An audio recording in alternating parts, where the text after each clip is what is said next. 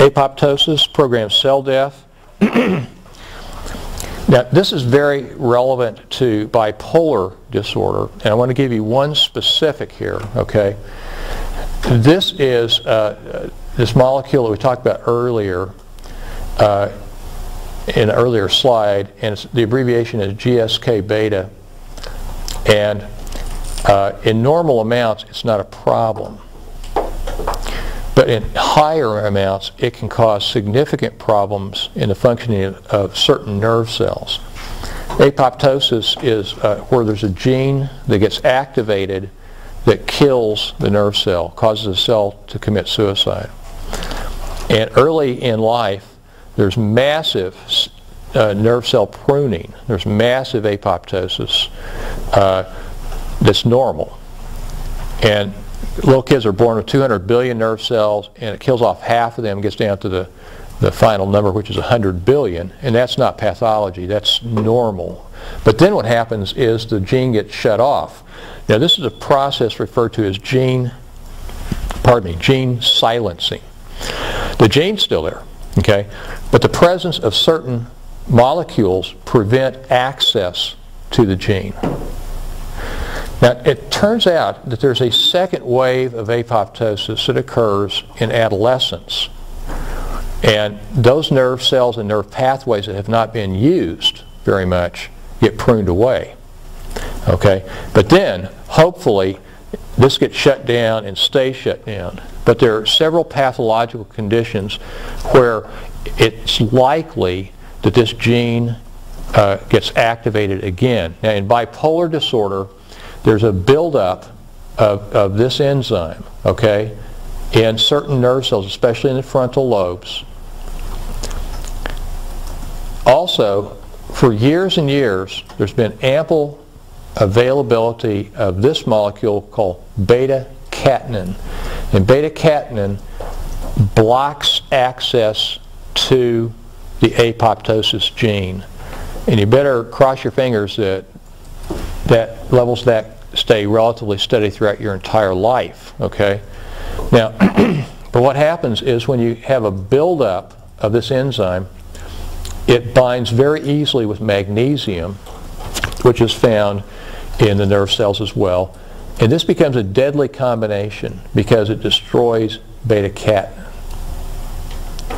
And once it wipes this out, then this gene is exposed and can get activated in the nerve cell, then will kill itself.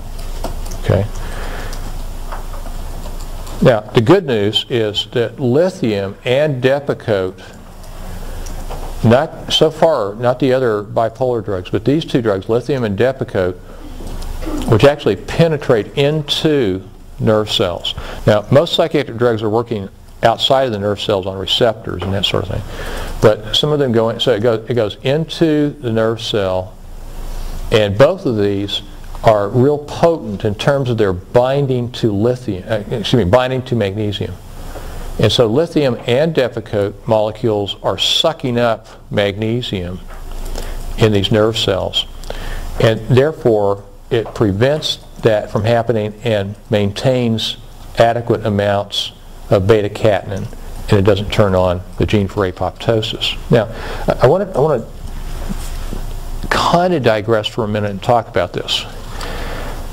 You know, it's a hard sell to get bipolar people to really take their medicine. And we'll talk in great detail about this later on, but the main reason is because the drugs are so obnoxious, they're so difficult to take.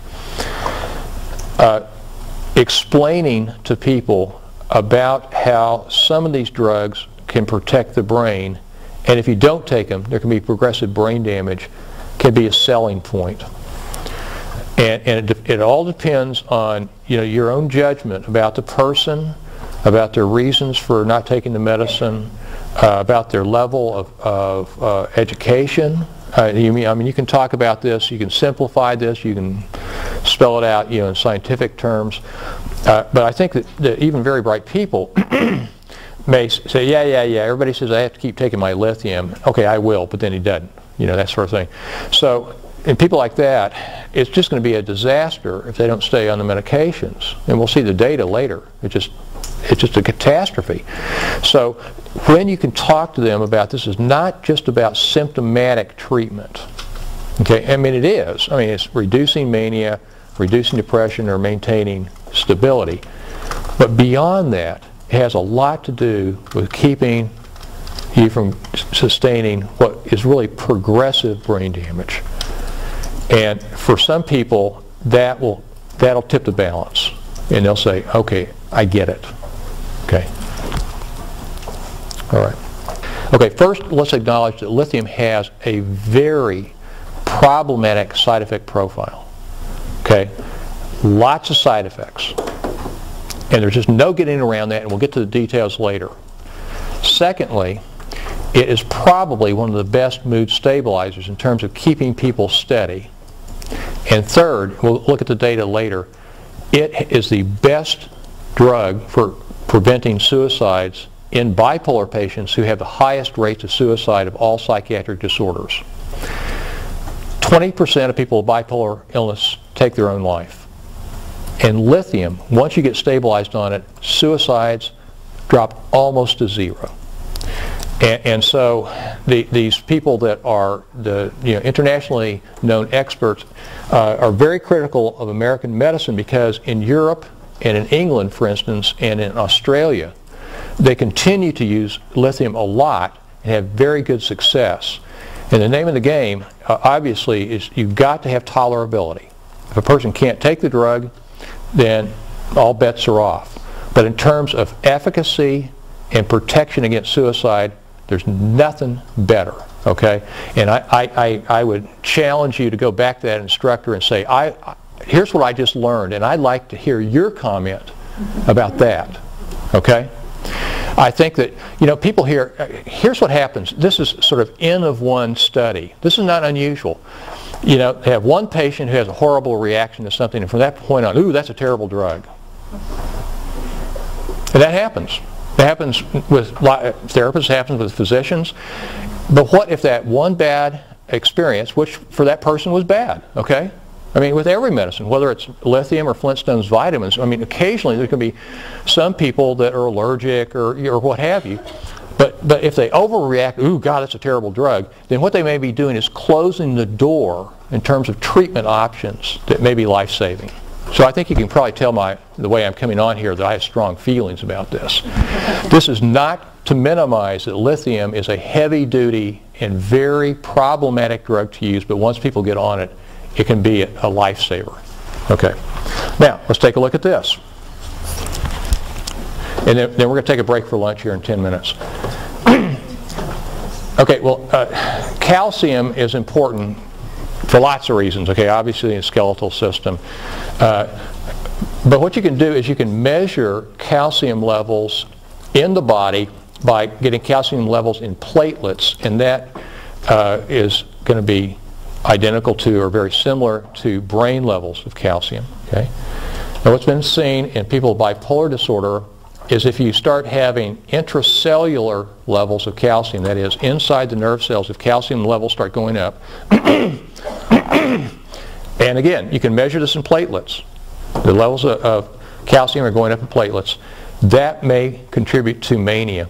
You jack up the levels even more, bipolar depression, and even more, and it starts to kill the cell. And so this is why, now this is a class of drugs that is not used very much, but probably should be, are calcium channel blockers, okay? Right, we've talked about that before.